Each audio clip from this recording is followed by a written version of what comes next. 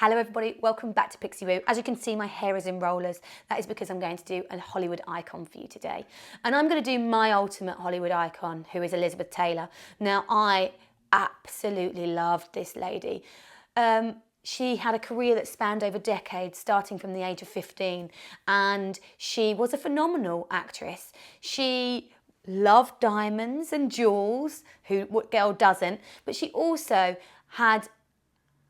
she was one of the first people to stand up for gay rights, and also she started a foundation for AIDS, the Elizabeth Taylor AIDS Foundation, and I have to say, this woman was a step beyond everyone else, and I totally love her. She was the first person to make $1 million in Hollywood for Cleopatra.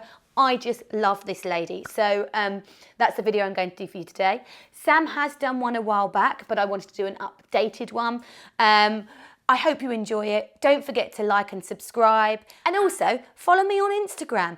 I just don't ever seem to grow followers on Instagram. And I really try with it. I try to make it interesting and I try to make my life not look perfect. Maybe people only want to follow a perfect life. But that's not real life, is it? Let's be honest. My Instagram handle is NixiePixie, NIXIEPIXI1. Have to have a 1 at the end because someone took Nixie Pixie. And can you believe that actually on their Instagram, they say at the top, I'm not the makeup artist.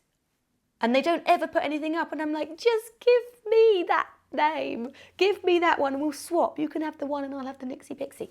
Right, enough about that. Let me get started. First of all, I want to put a really nice, luxurious foundation on. I'm going to take my Guerlain Parure Gold foundation and I'm going to work that over my skin. I've already moisturised. I just used a little bit of Ember Release before we started. And I'm going to take that on an expert face brush and just work that over my skin. Now, Elizabeth Taylor, I love as well because she did her own makeup a lot. She wasn't afraid to. She did obviously have makeup artists, but she also did her own. Like for Cleopatra, she did her own makeup because the makeup artist got ill. So at the last minute, she had to do it. But that is like phenomenal makeup. If you haven't seen that film and you have a spare 3.5 hours to kill, that's a good one to watch. And you get to see her and Richard Burton together as well. Right, so the foundation's all the way over the skin. I'm then going to move on to the eyes. Firstly, I'm going to take myself a white eyeliner pencil. Now, in the last 5-10 years, eyeliner pencils have come on a lot and now they do flesh colour ones. But back then, Elizabeth Taylor used to use a white eyeliner inside her waterline just to lift the eye. I'm going to do that first so it doesn't get disrupted. So it wasn't a flesh tone, it was white. And what that does is just opens the eyes and makes them stand out a little bit stronger. I'm then going to move on to the shadow. I've got this Tanya Burr palette. This one is called Fairytale. And in there, it's got all the colours I really need. You've got your base colour, a little bit of warmth to put through the socket bone, a grey and a black. And the grey, taupey grey colour is one of the main colours that Elizabeth tended to wear, more grey tones than warm browns. So I'm going to start off with my base colour on a domed shadow brush.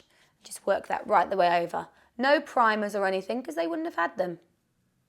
It's going to go all the way over the socket and lid.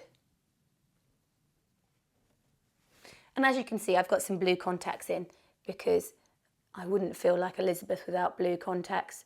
Actually, she had like lilac-y blue eyes.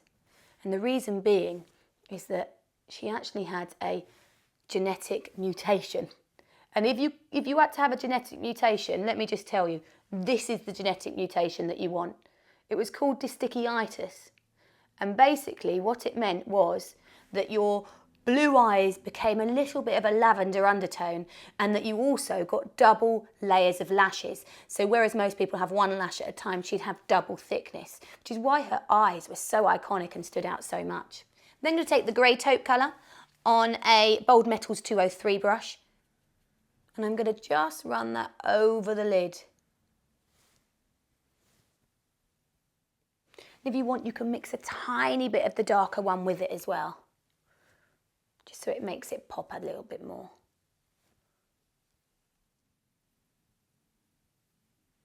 Then I'm going to take a little bit of these two same colours again, but I'm going to take an accent brush, so a really smaller brush, and just run them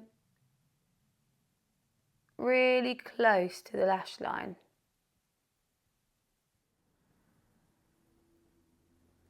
Now in some images, Elizabeth went very dark under the eyes that kind of joined with the liner on top, but I'm going to do the slightly softer under eye look.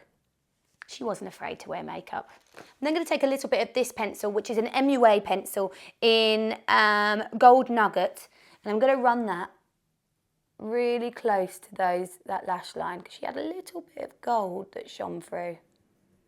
I assume she put that gold there just to make her blue eyes, lavender eyes stand out a little bit more, because obviously you need your eyes to look even bluer if you've got dysticyitis. I'm then going to take a black gel liner. This one's the MAC one. Bobbi Brown do them, Clinique do them, they're all good. I'm going for a gel one because I want it to be more similar to the spit block that they would have used. So basically, back then they used to have a little pot with some black in it and they'd spit in it, and then they'd use that to do their liner and their mascara. But we're going to use this. And just, doesn't need to flick up too early. She brings it quite down. It's not a Marilyn one, although Marilyn's went quite low as well. We just always do Marilyn's higher. Just follows round and then goes out there. Now, if you're someone that's really into Hollywood icons, then you have to get our documentary. This isn't meant to be salesy or a plug for the documentary, but while I'm talking about it, why not? It's called Hollywood Icons. Check it out. We do feature Elizabeth Taylor in it. But also Rita Hayworth, who's one of my favourites as well.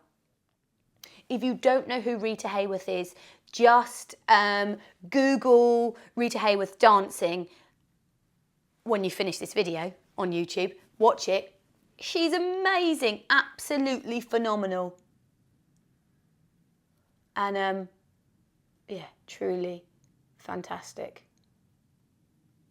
We also touch on Josephine Baker. She's just amazing. What she went through being a black woman in Hollywood, it's just heartbreaking, but she was so powerful and amazing. So you need to, yeah, I don't want to spoil it, so that's enough. I'm just going to take that in the waterline as well. The thing I really love about the documentaries is you could sit down with your mum and your nan and all watch it and all have something in common and all remember it, which is really nice.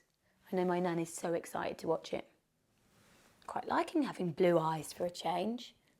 I'm going to move on to brows. I've got Anastasia Beverly Hills brow pencil in brunette. I'm going to colour my brows in. Now the brows are quite significant. They really do stand out. Very bold, very strong, very dark. You know, we think we started all these trends. Elizabeth was doing it. She was doing it all and owning it all. If you haven't watched any Elizabeth Taylor films, you should go out and watch them. Now, I really like Butterfield 8, even though she hated it. That's the one she won an Oscar for. But they say she hated it because it was too similar to her real life.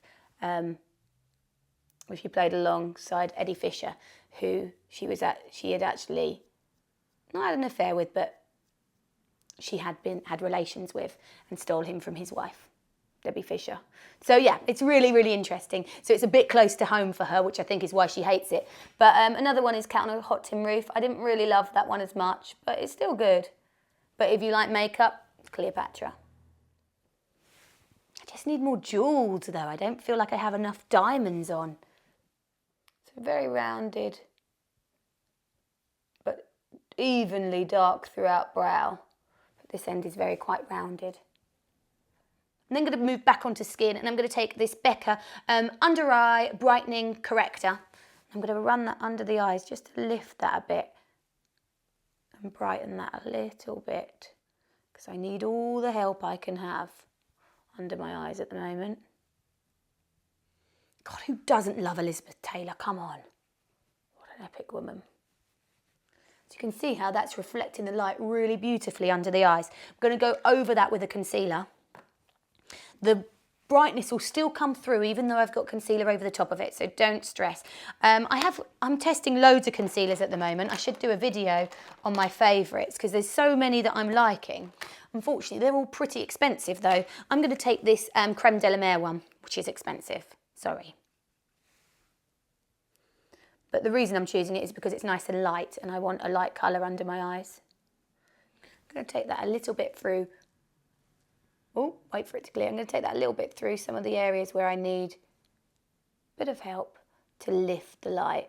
So a tiny bit there. A little bit would have been up here. And then I'm going to powder that all into place. I've got Charlotte Tilbury Airbrush Flawless Finish Powder. I love this powder. Really gives your skin like a silky finish. It's beautiful. I need a slightly smaller setting brush, which is one of my favourite brushes, and I'm pretty sure most makeup artists' favourite brush, just to get right into the little gaps that my bigger brush won't allow me to.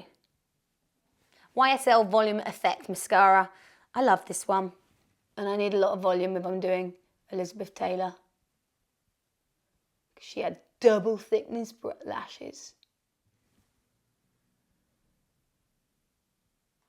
And I'm going to put some on the bottom lashes as well. And I've got MAC Extended Play for the bottom lashes.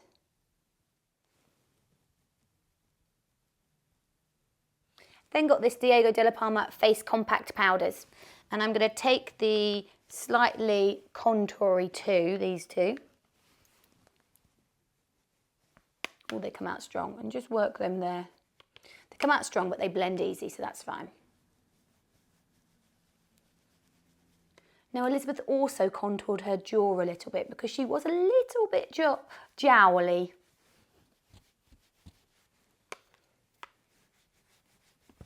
Then lastly, onto lips. I'm going to take this Kiko lip pencil, creamy colour, comfort lip liner in 304. And it's quite rounded. So it's quite rounded on top, followed her natural lip line, but a little bit bigger with the bottom lip.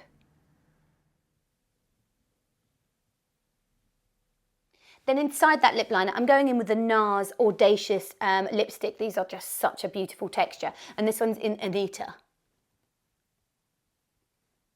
I'm going to go back in with my lip pencil and just boost up that colour a bit. Okay, hair out the rollers, and I think we are nearly there. So there you have the finished Elizabeth Taylor makeup tutorial. I hope you've enjoyed it, guys. I've absolutely loved doing it, and I do feel incredibly glamorous as Elizabeth Taylor. Don't forget to like, subscribe, follow me on Instagram, share this video, and also give us some other video ideas that you'd like in the comment section. I have done a video on my mum where she is wearing much more makeup, so that will be up soon. And yeah, don't forget to like. I'll see you next time. Take care. Bye.